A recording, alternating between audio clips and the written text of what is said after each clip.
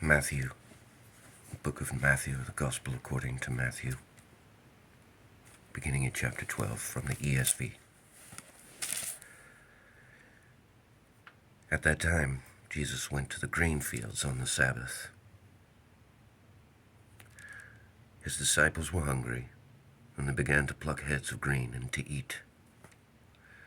But when the Pharisees saw it, they said to him, "Look, your disciples are doing what is not lawful to do on the Sabbath." He said to them, "Have you not read what David did when he was hungry, and those who were with him? How he entered the house of God and ate the bread of the presence, which it was not lawful for him to eat, nor for those who were with him, but only for the priests.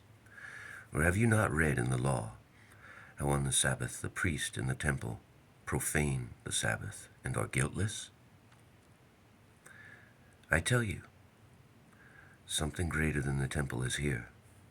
And if you had known what this means, I desire mercy and not sacrifice, you would not have condemned the guiltless. For the Son of Man is Lord of the Sabbath." He went on from there and entered their synagogue. And a man was there with a withered hand. And they asked him, "Is it lawful to heal on the Sabbath?" And that they might accuse him, he said to them, "Which one of you who has a sheep, if it falls into a pit on the Sabbath, will not take hold of it and lift it out? Of how much more value is a man than a sheep? So it is lawful to do good on the Sabbath." Then he said to the man, "Stretch out your hand." And the man stretched it out, and it was restored, healthy like the other. But the Pharisees went out and conspired against him, how to destroy him. Jesus, aware of this, withdrew from there, and many followed him. And he healed them all, and ordered them not to make him known. This was to fulfill what was spoken by the prophet Isaiah.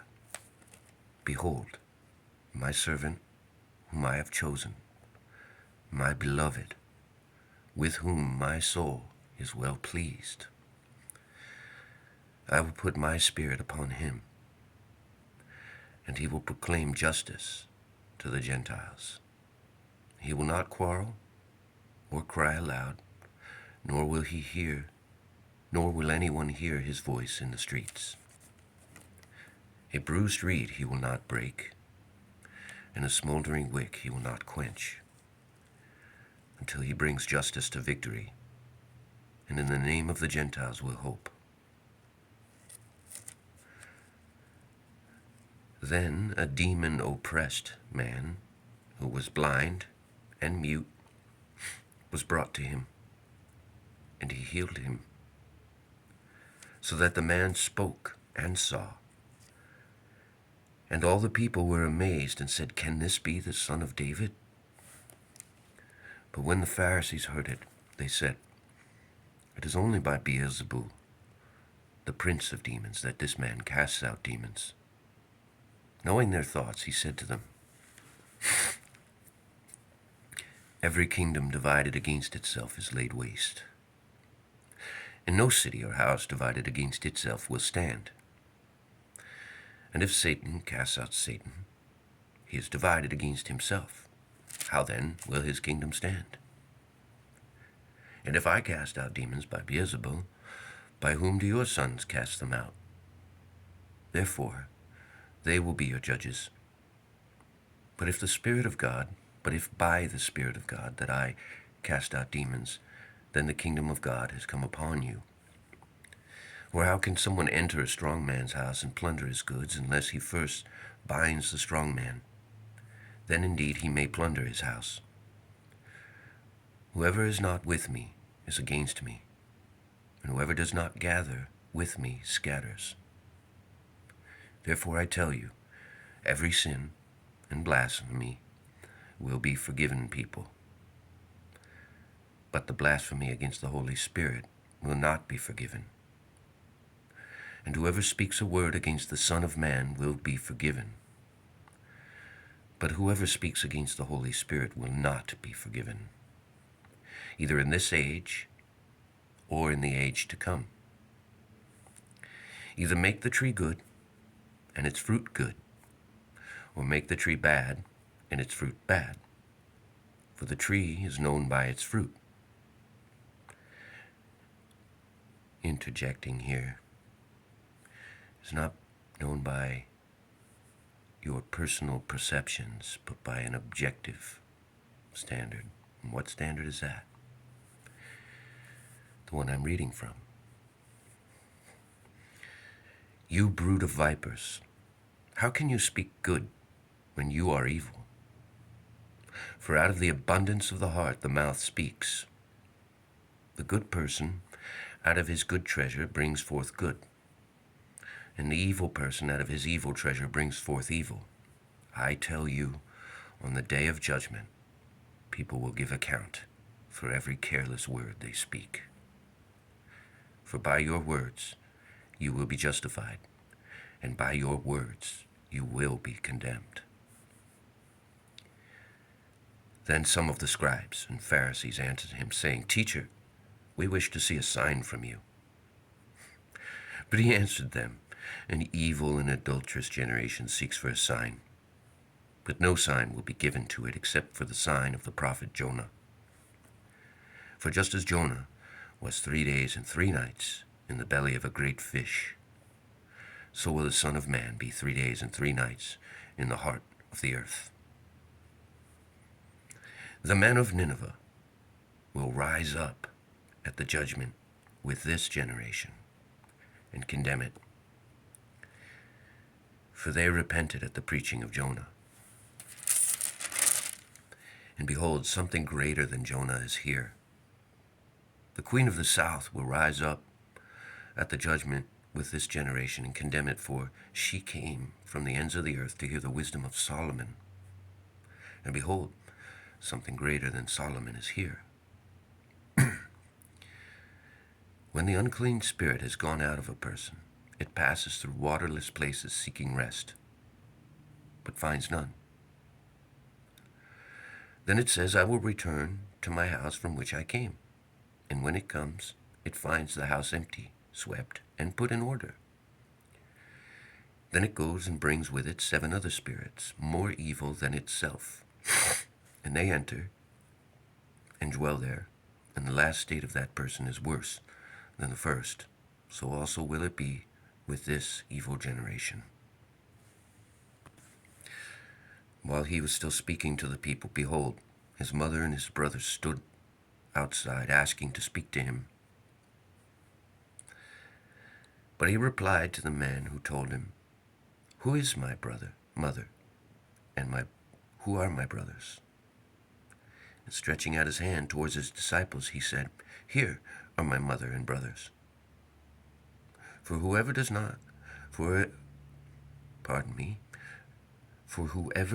the will of my Father in heaven is my brother and sister and mother. I'll interject something here. A lot of people would say, I don't know, that sounds a bit esoteric or a bit hippie or a bit whatever. Fill in whatever. No, this is the second commandment.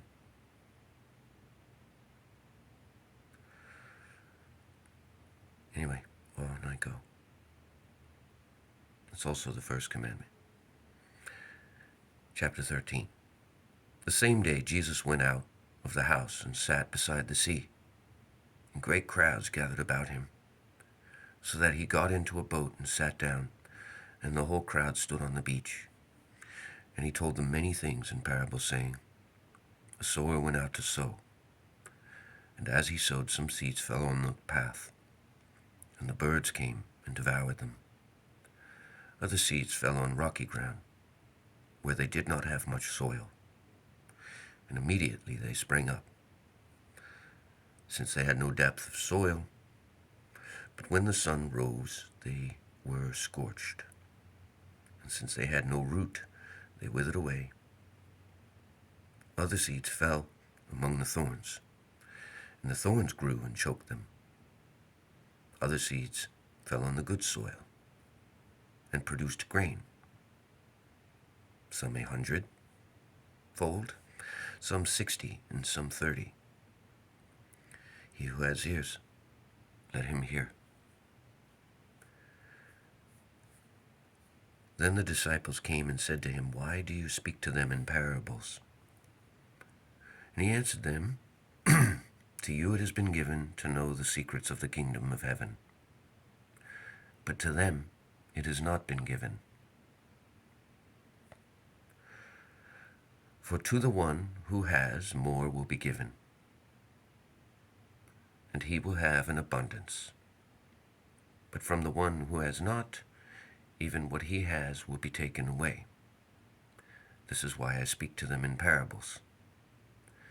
Because seeing they do not see, and hearing they do not hear, nor do they understand. Indeed, in their case the prophecy of Isaiah is fulfilled that says, 'You will indeed hear, but never understand, and you will indeed see, but never perceive. For this people's heart has grown dull, and with their ears they can hardly hear, and their eyes they have closed, lest they should see with their eyes and hear with their ears, and understand with their heart, and turn, and I would heal them. But blessed are your eyes, for they see, and your ears, for they hear. For truly I say to you, many prophets and righteous people longed to see what you see, and did not see it, and to hear what you hear, and did not hear it. Hear then the parable of the sower. When anyone hears the word of the kingdom and does not understand it, the evil one comes and snatches away what has been sown in his heart. This is what was sown along the path. As for what was sown on the rocky ground, this is the one who hears the word and immediately receives it with joy. Yet he has no root in himself, but endures for a while.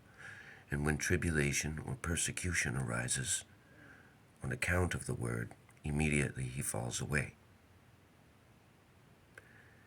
As for what was sown among thorns, this is the one who hears the word.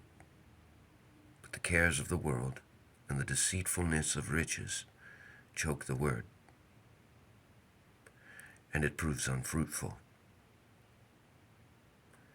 As for what was sown on good soil, this is the one who hears the word and understands it. He indeed bears fruit and yields, in one case 100-fold, in another 60, and in another 30. He put another parable before them, saying, The kingdom of heaven may be compared to a man who sowed good seed in his field. But while his men were sleeping, his enemy came and sowed weeds among the wheat, and went away. So when the plants came up and bore grain, then the weeds appeared also. And the servants of the master of the house came and said to him, Master, did you not sow good seed in your field? How then does it have weeds? He said to them, An enemy has done this, So the servants said to him, Then do you want us to go and gather them? But he said, No, lest in gathering the weeds, you root up the wheat along with them. Let both grow together until the harvest. And at harvest time I will tell the reapers, Gather the weeds first, and bind them in bundles to be burned, but gather the wheat into my barn. He put another parable before them, saying, The kingdom of heaven is like a grain of mustard seed that a man took and sowed in his field. It is the smallest of all seeds, but when it has grown, it is larger than all the garden plants, and becomes a tree, so that the birds of the air come and make a nest in its branches. He told them another parable. The kingdom of heaven is like leaven, which is yeast, that a woman took and hid in 3 measures of flour until it was all leavened. All these things Jesus said to the crowds in parables. Indeed, he said nothing to them without a parable. This was to fulfill what was spoken by the prophet. I will open my mouth in parables, and I will utter what has been hidden since the foundation of the world. Then he left the crowds and went into the house, and his disciples came to him, saying, Explain to us the parable of the weeds of the field. He answered, The one who sows the good seed is the Son of Man. The field is the world. The good seed is the sons of the kingdom. The weeds are the sons of the evil one. And the enemy who sowed them is the devil. The harvest is the end of the age, and the reapers are angels. Just as the weeds are gathered and burned with fire, so will it be at the end of the age. The Son of Man will send his angels, and they will gather out of his kingdom all causes of sin and all lawbreakers, and throw them into the fiery furnace. In that place there will be weeping and gnashing of teeth. Then the righteous will shine like the sun in the kingdom of their Father. He who has ears, let him hear. Again, the kingdom of heaven is like a merchant in search of fine pearls, who on finding one pearl of great value went and sold all that he had and bought it. Again, the kingdom of heaven is like a net that was thrown into the sea and gathered fish of every kind. When it was full, men drew it ashore and sat down and sorted the good into containers, but threw away the bad. So it will be at the end of the age. The angels will come out and separate the evil from the righteous and throw them into the fiery furnace. In that place there will be weeping and gnashing of teeth. Have you understood all these things? They said to him, Yes. And he said to them, Therefore, every scribe who has been trained for the kingdom of heaven is like a master of the house, who brings out of his treasure what is new and what is old. And when Jesus had finished these parables, he went away from there. And coming to the hometown, he taught them in their synagogue, and that they were astonished, and said, Where did this man get this wisdom and these mighty works? Is not this the carpenter's son? Is not his mother called Mary, and are not his brothers James and Joseph and Simon and Judas? And are not all his sisters with us? Where then did this man get all these things? And they took offense at him. But Jesus said to them, A prophet is not without honor except in his hometown and in his own household. And he did not do many mighty works there because of their unbelief. Chapter 14. At that time Herod the Tetrarch heard about the fame of Jesus, and he said to his servants, This is John the Baptist. He has been raised from the dead. That is why these miraculous powers are at work in him. For Herod had seized John and bound him and put him in prison for the sake of Herodias, his brother Philip's wife, because John had been saying to him, It is not lawful for you to have her. And though he wanted to put him to death, he feared the people, because they held him to be a prophet. But when Herod's birthday came, the daughter of Herodias danced before the company and pleased Herod, so that he promised with an oath to give her whatever she might ask. Prompted by her mother, she said, Give me the head of John the Baptist here on a platter. And the king was sorry, but because of his oaths and his guests, he commanded it to be given. He sent and had John beheaded in the prison, and his head was brought on a platter and given to the girl, and she brought it to her mother, and his disciples came and took away the body and buried it, and they went and told Jesus. Now when Jesus heard this, he withdrew from there in a boat to a desolate place by himself. When the crowds heard it, they followed him on foot from the towns. When he went ashore, he saw a great crowd, and he had compassion on them and healed their sick. Now when it was evening, the disciples came to him and said, "This is a desolate place, and the day is now over. Send the crowds away to go into the villages to buy food for themselves."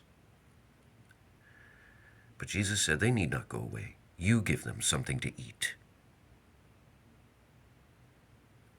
They said to him, "We have only 5 loaves here and 2 fish.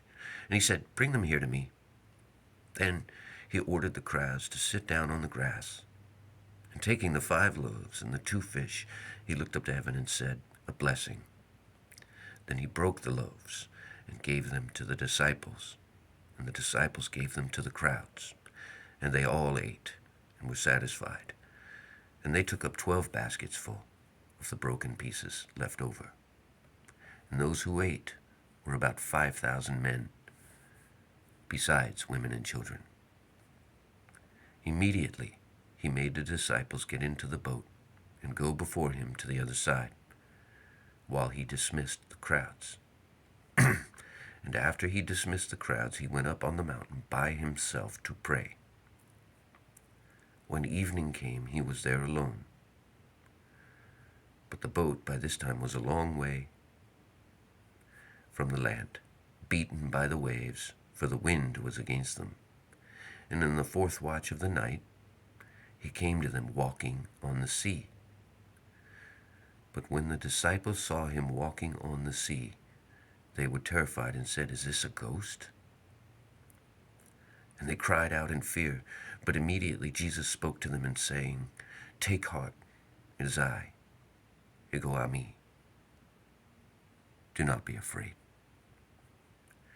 And Peter answered him, "Lord, if it is you, command me to come to you on the water."